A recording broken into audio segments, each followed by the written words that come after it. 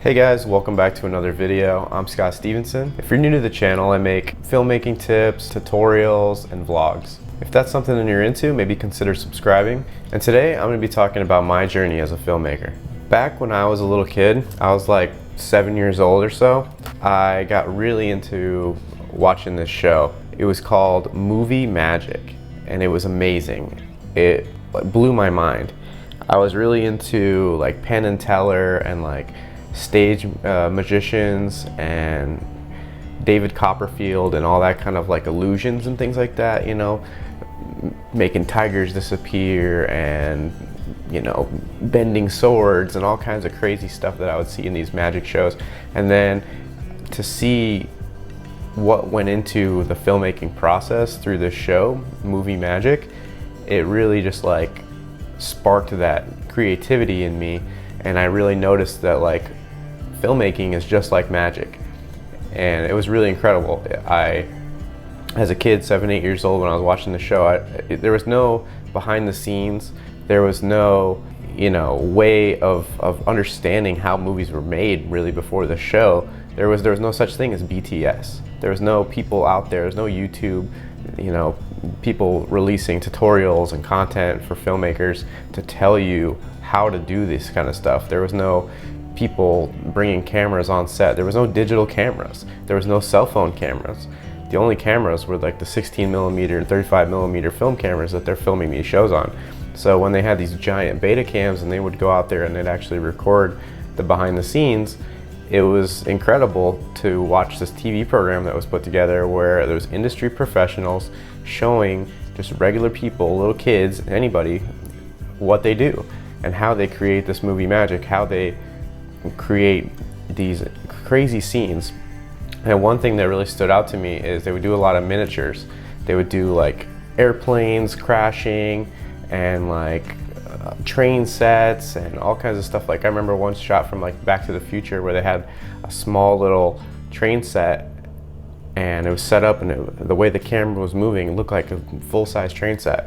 Or like the scene in Cliffhanger when the airplane comes up over the cliff and then he looks up and, you know, Stallone is like climbing up the mountain right there, and then they splice the two shots together and it looks like he's there on the mountain, and then, you know, all of a sudden the plane is like that, but it's like you see that it's a miniature plane, and then you see that he's not even on a mountain. But the shot of the stock footage shot of the mountain and then him climbing, the close-up, and then the miniature, and then you put those three shots together in a sequence with the right music and the right emotion, and it looks like a plane is crashing.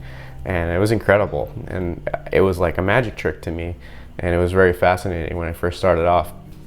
And it was something that I really gravitated towards, and I wanted to start doing it myself. I got my first video camera when I was like 8 years old, 9 years old. It was my parents' VHS. It had a giant VHS tapes. A lot of you guys don't even know what a VHS tape is, but it's something that, you know, we would record home movies.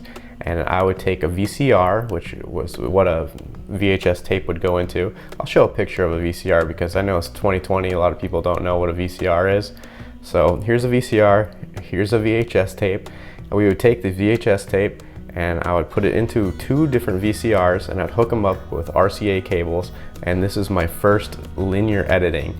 Not non-linear editing like, you know, Premiere, Final Cut Pro, what you guys are used to. This is linear, tape to tape, almost like film.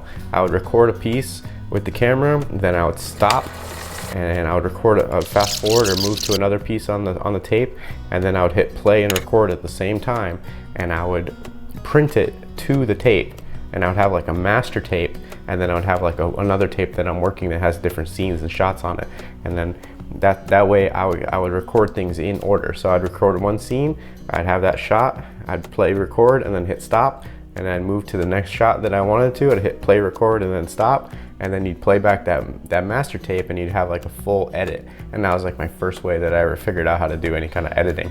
And I would make stop motion things with my trolls and my army men, and just learning filmmaking, learning how to tell a story with the camera was just like a really awesome thing for me. And then obviously I grew up and got a little older. I finally got a camera when I was about 12 years old, and we had Radio Shack, another thing that's not around anymore. We used to have Radio Shacks, and that was like a Best Buy or Circuit City kind of thing.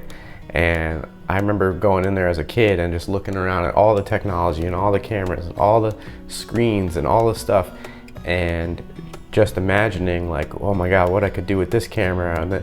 And now it's like with something like an iPad, this is incredible resolution compared to any other TV I was working with back then. Like, look how thin this thing is. The TVs I used to work with were like this big, giant TVs. And the cameras I used to work with, this camera on here is better than any camera that I even worked with back then, like shooting on tape.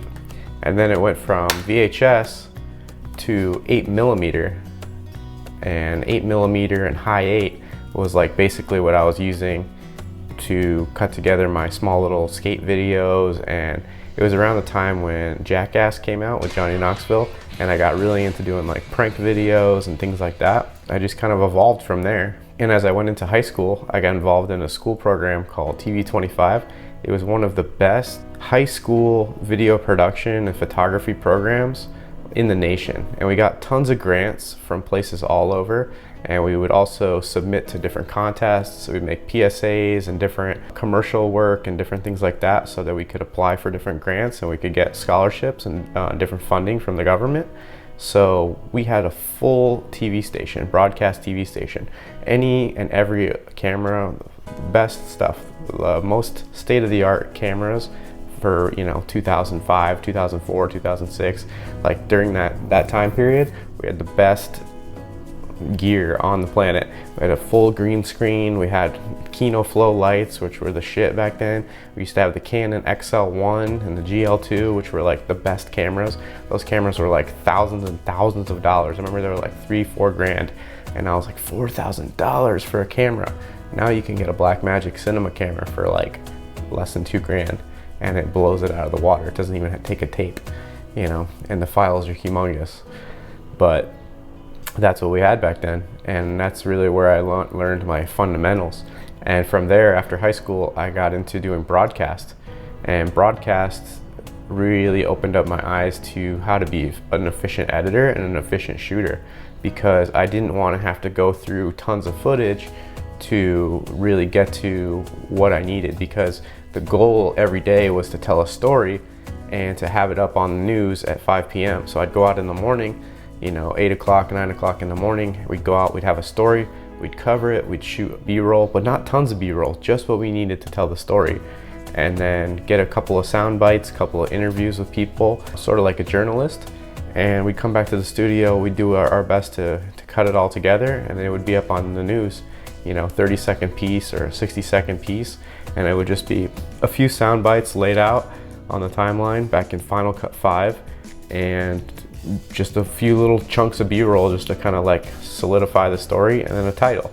It was very simple, but back then it was like cutting edge, And yeah, I did that for Channel 10 as an internship for probably about 1.5 years, 2 years. And then I got into making commercials, and I started making some local commercials. I worked at a local restaurant, and the chef at that restaurant actually happened to have his own TV show, and he had quite a few subscribers or followers or fans or people that would just follow him. He also had a magazine that he put out, and he was actually pretty well renowned. His name was Eric Villegas, and he had a show called Fork in the Road with Eric Villegas, and they had tons of episodes. And I just worked there as a high school student, just cooking, and working on the floor and busting tables and being a host and doing just restaurant type jobs. But I saw the filming. They would come in with the lights and the production and the camera and everything, and he would get all mic'd up, and he would put on makeup, and he would jump in front of the camera, and he would do like Gordon Ramsay kind of stuff, and he would explain what it is that he did to the camera, and he would tell everybody like, hey, this is the ingredients and the food and how I put it all together. And I saw that, and I was like, man, I really need to get involved in this production portion of it, because I have a background in this, and it's just something I wanted to do. So I talked to the producer, who was like the DP, kind of editor, kind of did it all, sort of one-man band back then. And he had a couple guys on his crew, but it was basically just him for the most part. He would work with the chef. And I talked to this guy, his name was Scott Allman. And I talked to him and I said, hey Scott, what can I do to be part of this project? I needed help out here. I told him about my background and everything. And he gave me a shot working as a grip one day, and I came in and I said I didn't know what I was doing. He had me setting up some lights, going from one setup to the next, and just a lot of it was kind of like OTF, on the fly kind of stuff, where he would make a dish and then he would just go through the different steps, and then we would kind of decide like in the moment where we wanted to place the camera, how we wanted to cover it. A lot of it was handheld. It was multicam, so it was very easy to cut together the two cameras. We would have like a wide, a medium, close-up, something like that, so it'd be very easy to cover. It's food, so you don't want to leave it sitting for very long. It would get cold. You wouldn't see the steam coming off of it anymore. So a lot of it had to just be kind of one take, two takes, that type of thing. So it was a different type of production. I was used to doing things multiple takes and not, having a little bit more preparation. This was kind of like run and gun, even though it was very professional. And he also went out on the TV show and we did productions out in the field. We'd go to like vineyards and wineries, and we'd go to like a cheesemaker, different factories. He was almost like Mr. Rogers. Like he'd be like, all right, today we're going to the crayon factory and we're gonna talk about and show you how the crayons are made. Today we're gonna go to this cheese factory and see how the cheese is made, and talk to the people there, and we do interviews. And I got really good at interviewing people and following them with the camera, and it was just another really good learning experience for me, and how I grew as like a videographer, broadcaster, filmmaker, and just a little bit more on-set experience. Here I'm like 19 years old, and then kind of after that experience, about 21, 22, I decided that I needed to move out to California to really have the best opportunities. That's not to say that you need to necessarily be in LA or California to work as a filmmaker, but it definitely helps to be either in New York or LA. Those are the two places. If you really want to work in film and be a filmmaker, those are like the places you really need to be, because they're kind of like the hubs. They have the rental houses, they have access to production equipment. They're the places that are really going to accelerate your career if you're plugged into with the right people in those networks. And it's something that has really made me grow working in LA. I did some job up north, in Northern California, Central California. I made tons of commercial work there, lots of like low budget music videos. And for a long time, I was really against weddings. I didn't want to do any kind of weddings as a filmmaker. It's just something that I just didn't like the idea of not being able to prepare. I wanted to write a script and do multiple takes and, really dive into the creative aspects of everything. And I wanted to get the lighting just right and all this kind of stuff. Even though I was good at run and gun, I didn't like the lower production quality I just thought, oh, a wedding, it's just too much to screw up on somebody's big day. I liked shooting you plan the shoot and then you shoot the plan. And that's kind of the way I always would work. Even if it was a music video or something, you're gonna plan out the shots you're gonna do in the music video, then you're gonna take that shot list or storyboard and then you're gonna go out and do it.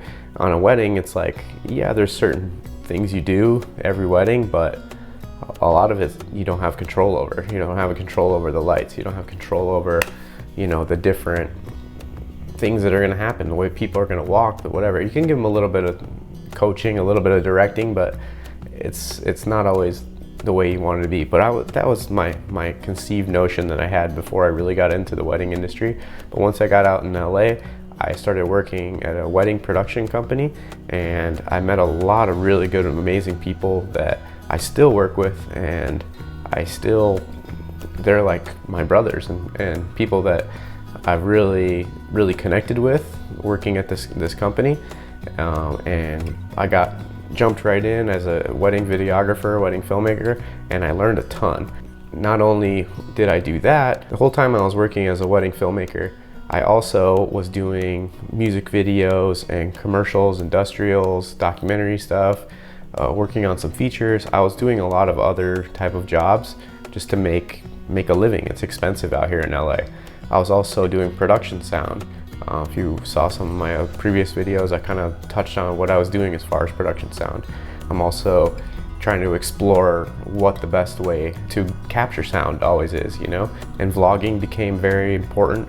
vlogging, you know, Casey Neistat and all these guys are becoming really influential up on YouTube.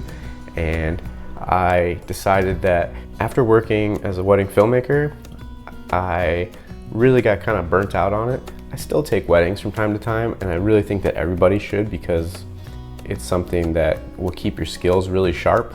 And just like anything else, filmmaking is a skill. Whether it's editing or shooting, whatever aspect of filmmaking you do, you need to keep it sharp. You need to keep practicing. It's like working out. If you go months and months and months without working out, you're gonna lose a significant amount of strength or, you know, technique. So you need to constantly be working on that and improving that skill set. So that's why I make these videos on my YouTube channel also, is to constantly be setting up lighting, constantly be working with my sound equipment, be working with my camera equipment, getting into the software and doing some editing, doing some color correction, trying new things, trying to grow as a filmmaker. I encourage you guys also to try to do these type of things. If filmmaking is something that you're into and something that you want to do, one of the biggest tips I have for you is to shoot often. Shoot every day if you can. Starting a YouTube channel or an online blog or something to get to where you're actually putting your work out there on a daily basis is great. And give yourself deadlines. Here on this channel, I try to upload weekly, and you really need to work and experiment on things, make your own content. I think it's just a really great way to learn and grow as a filmmaker. And always just keep learning. Learning is a really great way. I'm always researching new things. I'm always trying to learn about new techniques, what gear people are using in the industry, why they're using it. Is it really beneficial? Is it something that's actually going to help me? I see people that shoot on their iPhone and do amazing things, and then I see people that shoot on the Arri Alexa or some of the best cameras, and I try to understand why this camera is so expensive and why everybody's using it. And then something so cheap, or like an iPad, you can shoot on and it looks fantastic, but why? What's the difference between what the results that this person's getting and the results that this person's getting? Is it beneficial to spend all the money on this type of gear? Is it going to actually translate to higher production quality? And that's something that you need to look at in your own work and see what you can upgrade and what you can do. You know, maybe it's not always buying another camera or a better camera. Sometimes it's maybe just getting a light or a modifier for your light, or finding a good way to diffuse your light. And I'm not saying everybody should go out and buy a follow focus or go buy all these expensive things that need to go on your camera, but things like having a monitor, having a follow focus, having a top handle, having things that are going to make your camera ergonomic and work really well so that you can shoot the type of things you want to shoot.